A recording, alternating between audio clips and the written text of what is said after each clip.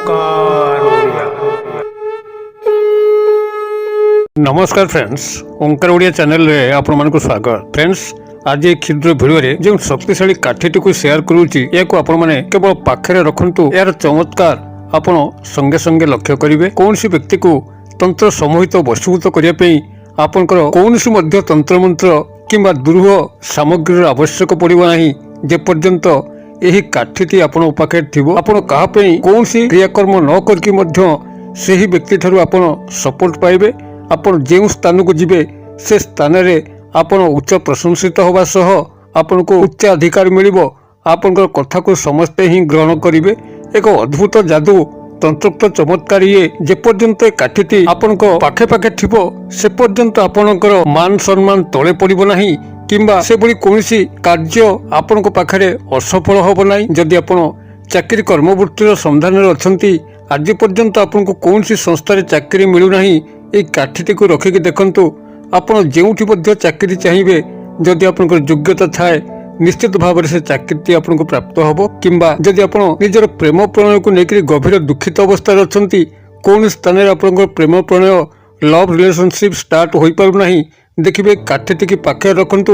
आपण जेकोसी स्त्री पाखक किंबा झील पाखक जीवे से आपनकर प्रेम निवेदन को स्वीकार करिवे।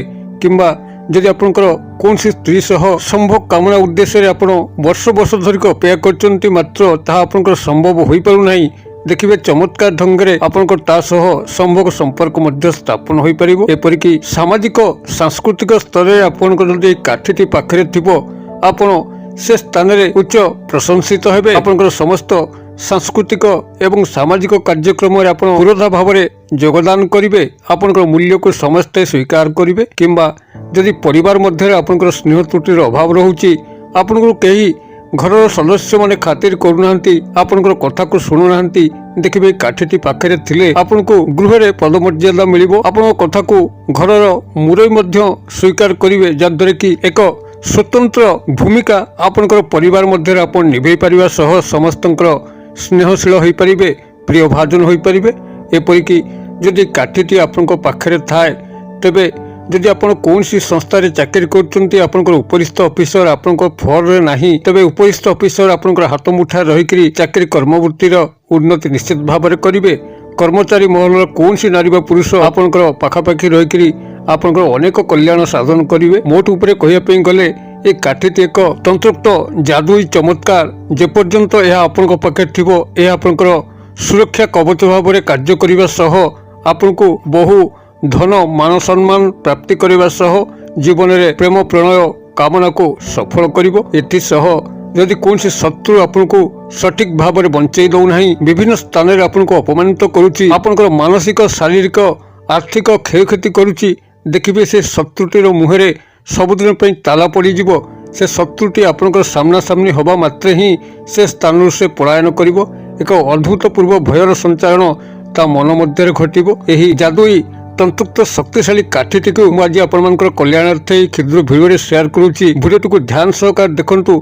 बहुत उपादेय भिडियोटी, मात्र किछि समय देकी जदि आपण माने भिडियोटी को देखि दियंती, तेबे आपनकर जीवन में एक वैप्लविक परिवर्तन आसीबो एवं आपनकर जीवन में नाही नथिबा उन्नति आपण माने लक्ष्य करिवे। तेबे एई चमत्कार तंत्रोक्त काठीटी कोन किभली ताकू आपण माने संग्रह करिवे, कोनसी तंत्र मंत्र प्रयोग नहीं, कौन सी आचार नियम प्रयोग नहीं, कौन सी खाद्य पेयर बारण नहीं।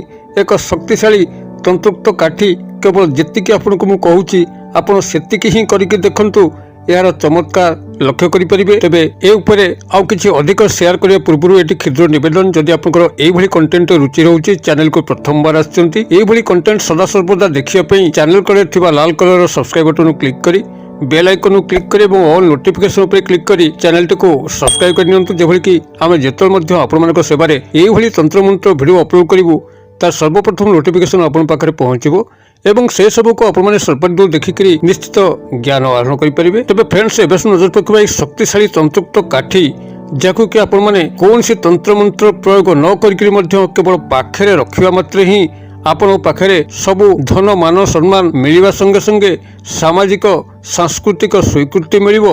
आपण जे स्थान को जानतु से स्थान रे भूयंशी प्रशंसा पाइबे, समस्ते आपन खातिर करिवे, ଆପଣଙ୍କର ପଦମର୍ଯ୍ୟାଦାର ବୃଦ୍ଧି ଘଟିବ। ସ୍ନେହ ପ୍ରେମ ସମ୍ପର୍କରେ ବାରମ୍ବାର ବିଫଳ ହେଉଥିଲେ ଆପଣ ଗୋଟେ ଥରରେ ହିଁ ସଫଳ ହେବେ। କୌଣସି ସ୍ତ୍ରୀ ସହ ସମ୍ଭୋଗ କାମନା କରିକି ବିଫଳ ହୋଇଥିଲେ ଏହି କାଠିଟିକୁ ରଖିକି ତାଙ୍କ ସହ ସମ୍ଭୋଗ ସମ୍ପର୍କ ସ୍ଥାପନ କରିବେ।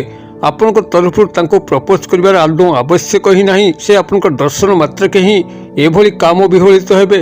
ସେ ତା ତରଫରୁ ହିଁ ଆପଣଙ୍କୁ ସମ୍ଭୋଗ ପ୍ରସ୍ତାବ ଦେବେ, ଆପଣଙ୍କର ଜୀବନକୁ ଧନ୍ୟ କରିବେ। ଅଥବା ଯଦି ଆପଣଙ୍କର ପାରିବାରିକ ସ୍ତରରେ ଆପଣ ସେଭଳି ନ୍ୟୁନତମ ସ୍ତରରେ ଅଛନ୍ତି, ଆପଣଙ୍କ କଥାକୁ କେହି ଗ୍ରହଣ କରୁନାହାନ୍ତି, ଆପଣଙ୍କର ଏହି କାଠିଟି ରଖିବା ଦ୍ୱାରା ଆପଣ ପରିବାରର ଏକ ଉଚ୍ଚତର ସ୍ଥାନକୁ ଉନ୍ନୀତ ହେବେ। ଆପଣଙ୍କ କଥାକୁ ସମସ୍ତେ ମାନିବେ। ଆପଣଙ୍କର ମୁରବି ମଧ୍ୟ ଆପଣଙ୍କ କଥାକୁ ଗ୍ରହଣ କରିବେ, ଯାହାଦ୍ୱାରା କି ଆପଣଙ୍କର ଗୃହରେ ଏକ ସ୍ୱତନ୍ତ୍ର ମାନ ମର୍ଯ୍ୟାଦା ଫୁଟି ଉଠିବା ସହ ଏକ ସ୍ନେହଶୀଳ ବ୍ୟକ୍ତି ଭାବରେ ଆପଣ ପରିବାରରେ ଗଣିତ ହେବେ ଏବଂ ଆପଣ ସମସ୍ତଙ୍କର ପ୍ରିୟଭାଜନ ହୋଇପାରିବେ। ଏଥିସହ ଯଦି କୌଣସି ଶତ୍ରୁ ଆପଣଙ୍କର ପିଛା ଲାଗିଛି, ଆପଣଙ୍କୁ ଠିକ୍ ସେ ବଞ୍ଚାଇ ଦେଉନାହିଁ, ତେବେ ସେ ଶତ୍ରୁଟି ମଧ୍ୟ ଚିରଦିନ ପାଇଁ ଆପଣଙ୍କର ଜୀବନ ରାସ୍ତାରୁ ହଟିଯିବ, ଯାହାଦ୍ୱାରା କି ଆପଣମାନଙ୍କର ଜୀବନଟି ଶତ୍ରୁମୁକ୍ତ ହୋଇପାରିବ। ଆପଣମାନେ ଖୁସିରେ ରହିପାରିବେ। ଆପଣମାନେ ଏହାକୁ ଯଦି ନିଜର ବୃତ୍ତିଗତ ସ୍ତରରେ ବ୍ୟବହାର କରନ୍ତି, ଅର୍ଥାତ୍ ଯଦି ଆପଣ ବାଣିଜ୍ୟ ବ୍ୟବସାୟ କରୁଛନ୍ତି, ଆପଣଙ୍କର ବ୍ୟବସାୟ ମାନ୍ଦା ଅଛି, ବ୍ୟବସାୟ ଭଲ ଚାଲୁନାହିଁ, କିନ୍ତୁ ଆପଣଙ୍କର ପାଖ ଦୋକାନୀମାନେ ଭଲ ଲାଭବାନ ହେଉଛନ୍ତି, ସେତେବେଳେ ଏହି ତନ୍ତ୍ରୋକ୍ତ କାଠି ଯଦି ଆପଣ ପାଖରେ ରଖନ୍ତି, ବହୁତ ଗୁଡ଼ିଏ ଗ୍ରାହକ ଆପଣଙ୍କ ଦୋକାନକୁ ଆକୃଷ୍ଟ ହୋଇକି ଆସିବେ। ଆପଣଙ୍କର କାରବାରରେ ନିଶ୍ଚିତ ଉନ୍ନତି ଘଟିବା ସହ ଆପଣ ନିଜର ବ୍ୟବସାୟ ସଂସ୍ଥାକୁ ଦିନକୁ ଦିନ କ୍ରମଶଃ ଉନ୍ନତତମ ସୋପାନକୁ ନେଇକରି ଆପଣ ବହୁତ ଗୁଡ଼ିଏ ପୁଞ୍ଜିକୁ ଏକାଠି କରିପାରିବେ, ଯାହାଦ୍ୱାରା ଆପଣ ନିଶ୍ଚିତ ଧନବାନ ହୋଇପାରିବେ। ଅଥବା ଯଦି ଚାକିରୀ କ୍ଷେତ୍ରରେ ଆପଣମାନେ ଏହି କାଠିଟିକୁ ପାଖରେ ରଖନ୍ତି, ତେବେ ଆପଣଙ୍କର ଉପରିସ୍ଥ ଅଫିସର ବା ବସ୍ ଆପଣଙ୍କର ହାତ ମୁଠାରେ ରହିବେ। ଆପଣଙ୍କର ଚାକିରୀର ସମସ୍ତ ସୁଖ ସୁବିଧା ନିଶ୍ଚିତ ଭାବରେ ଯୋଗାଇ ଦେବେ। ଏହି ତନ୍ତ୍ରୋକ୍ତ କାଠିଟିକୁ ସଂଗ୍ରହ କରିବା ଯେଭଳି ଭାବରେ ସହଜ, ବ୍ୟବହାର କରିବା ମଧ୍ୟ ସେଭଳି ଭାବରେ ସହଜ।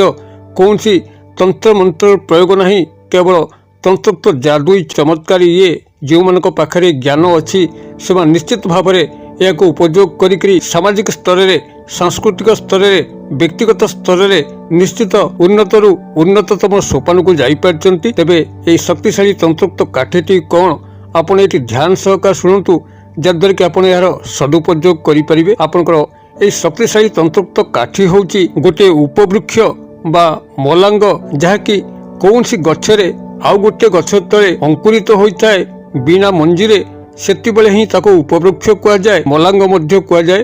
ଆପଣମାନେ ଜାଣିଥିବେ ମଲାଙ୍ଗର ଶକ୍ତି ବହୁଗୁଣିତ ଅଟେ। ତନ୍ତ୍ରୋକ୍ତ ଶାସ୍ତ୍ରରେ ମଲାଙ୍ଗକୁ ସର୍ବୋଚ୍ଚ ମାନ୍ୟତା ଦିଆଯାଇଛି। ଆପଣଙ୍କର ଏହି ମଲାଙ୍ଗ ସହାୟତାରେ ଯେଉଁଭଳି ଧନ ପ୍ରାପ୍ତି କରିହୁଏ, ସେହିଭଳି ଭାବରେ କାହାକୁ ତନ୍ତ୍ରୋକ୍ତ ସମ୍ମୋହନ ଶିକରଣ କରାହୋଇଥାଏ ଏବଂ ଆପଣଙ୍କର ମାନ ସମ୍ମାନରେ ପ୍ରଚଣ୍ଡ ଭାବରେ ବୃଦ୍ଧି ହୋଇ ଆପଣ ଧନଶୀଳ ପ୍ରଭାବଶୀଳ ବ୍ୟକ୍ତି ଭାବରେ ପରିଗଣିତ ହୋଇଥାନ୍ତି। ତେବେ ଆପଣ ଯେଉଁ ମଲାଙ୍ଗ ବା ଉପବୃକ୍ଷକୁ ସଂଗ୍ରହ କରିବେ, ତାହା ହେଉଛି ଆପଣଙ୍କର ବରଗଛରେ ଉଠିଥିବା କୌଣସି ଉପବୃକ୍ଷ ବା ମଲାଙ୍ଗ।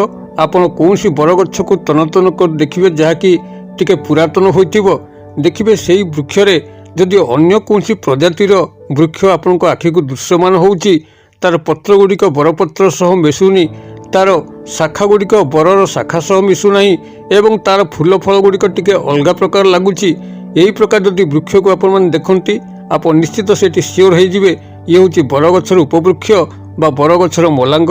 ତାହାକୁ ହିଁ ଆପଣମାନେ ସଂଗ୍ରହ କରିବେ। ମାତ୍ର କ୍ଷୁଦ୍ର କାଠିଟିଏ, ଶାଖାଟିଏ ସେ ଉପବୃକ୍ଷରୁ ଆପଣମାନେ ଛିଣ୍ଡେଇକିରି ଆଣିବେ ଏବଂ ଆପଣମାନେ ଏହାକୁ କେବଳ ରୋହିଣୀ ନକ୍ଷତ୍ରରେ ହିଁ ସଂଗ୍ରହ କରିବା ପାଇଁ ଅଛି। ରୋହିଣୀ ନକ୍ଷତ୍ରକୁ ଯେକୌଣସି ବ୍ୟକ୍ତି ଯଦି ସହଜରେ କ୍ୟାଲେଣ୍ଡରକୁ ଷ୍ଟଡି କରେ, ନିଶ୍ଚିତ ଭାବରେ ଦେଖିପାରିବେ ପ୍ରତ୍ୟେକ ତାରିଖ ତଳେ ଗୋଟିଏ ନକ୍ଷତ୍ର ହିଁ ଉଲ୍ଲେଖ ଥାଏ। ଶତଭିଷା, ଧନିଷ୍ଠା, ଆର୍ଦ୍ରା, ଏଇଭଳି ବିଭିନ୍ନ ପ୍ରକାର ନକ୍ଷତ୍ର ଉଲ୍ଲେଖ ଥାଏ।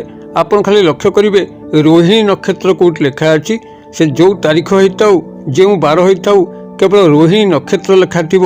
ଆପଣ ଯେକୌଣସି ଓଡ଼ିଆ କ୍ୟାଲେଣ୍ଡରକୁ ଯଦି ଷ୍ଟଡି କରନ୍ତି, ସହଜରେ ରୋହିଣୀ ନକ୍ଷତ୍ର ପାଇଯିବେ। ତଥାପି ଏତେ ମଧ୍ୟ ସହଜ ବାଟ ଆପଣଙ୍କୁ କହିବା ପରେ ଯଦି ନ ପାରନ୍ତି, ତେବେ ଆପଣଙ୍କ ପାଖରେ ଯେଉଁ ଜ୍ୟୋତିଷ ଭାଇ ଅଛନ୍ତି, ପଣ୍ଡିତମାନେ ଅଛନ୍ତି, ତାଙ୍କ ସହ ସମ୍ପର୍କ କଲେ ମଧ୍ୟ ସେମାନେ ଆପଣଙ୍କୁ ରୋହିଣୀ ନକ୍ଷତ୍ର କେବେ ପଡୁଛି ସେମାନେ କହିଦେବେ। ତେବେ ଏହି ରୋହିଣୀ ନକ୍ଷତ୍ର ଦିନ ଆପଣ ଏହି ବରଗଛର ଉପବୃକ୍ଷ ବା ମଲାଙ୍ଗରୁ କ୍ଷୁଦ୍ର ଏକ ଶାଖାକୁ କାଟିକରି ଗୃହକୁ ଆଣିବେ। ତାକୁ ଗଙ୍ଗା ଜଳରେ ଧୋଇକରି ଲାଲ ସୂତା ସାହାଯ୍ୟରେ ଆପଣଙ୍କର ପୂଜା ଘରେ ନିଜର ଇଷ୍ଟ ଦେବ ବା ଦେବୀଙ୍କୁ ସୁମରଣା କରିକରି, ଯଦି ପୁରୁଷ ଦକ୍ଷିଣ ହସ୍ତରେ ପିନ୍ଧି ନିଅନ୍ତୁ, ନାରୀ ହୋଇଥିଲେ ବାମ ହସ୍ତରେ ପିନ୍ଧି ନିଅନ୍ତୁ ଏବଂ ଏହାର ଚମତ୍କାରକୁ ଆପଣମାନେ ସେହି ଦିନଠାରୁ ହିଁ ଲକ୍ଷ୍ୟ କରିବେ, ଯେବେଠାରୁ ଆପଣମାନେ ଏହାକୁ ଧାରଣ କରିବେ। ଆପଣମାନେ ଏଇଭଳି ଭାବରେ ଏହି ଅତ୍ୟନ୍ତ ଶକ୍ତିଶାଳୀ କାଠି ସହାୟତାରେ ନିଜର ଜୀବନକୁ ଧନ୍ୟ କରିପାରିବା ସହ ଆପଣଙ୍କ ଜୀବନରେ ନାନାବିଧ ଉନ୍ନତି କରିପାରିବେ। ଯଦି ଭିଡ଼ିଓର ବାର୍ତ୍ତା ଆପଣଙ୍କୁ ପସନ୍ଦ ଲାଗୁଥାଏ ତେବେ ଏହାକୁ ନିଶ୍ଚିତ ଭାବରେ ଗୋଟେ ଲାଇକ୍ କରିବେ, ସାଙ୍ଗସାଥି ମହଲରେ ଯଥେଷ୍ଟ ମାତ୍ରାରେ ସେୟାର କରିବେ। ଭିଡ଼ିଓର କ୍ଷୁଦ୍ର ପରିସର ମଧ୍ୟରୁ ମୋତେ ଏଠି ଆଜି ବିଦାୟ ଦିଅନ୍ତୁ। ପୁଣି ଆପଣଙ୍କ ସହ ଦେଖା ହେବ ଆଉ ଏଇଭଳି ଏକ ଶିକ୍ଷଣୀୟ ଭିଡ଼ିଓରେ। ସେ ପର୍ଯ୍ୟନ୍ତ ଦର୍ଶକ ବନ୍ଧୁ ଆପଣମାନେ ସମସ୍ତେ ମଙ୍ଗଳମୟଙ୍କ କୃପାରୁ ଭଲରେ ଥାନ୍ତୁ। ରହୁଛି। ସର୍ବେ ଭବନ୍ତୁ ସୁଖିନ, ସର୍ବେ ସନ୍ତୁ ନିରାମୟା, ସର୍ବେ ଭଦ୍ରାଣୀ ପଶ୍ୟନ୍ତୁ ମା କଶ୍ଚିତ୍ ଦୁଃଖଭାଗ୍ ଭବେତ୍। ଓଁ ଶାନ୍ତି, ଓଁ ଶାନ୍ତି, ଓଁ ଶାନ୍ତି। ନମସ୍କାର।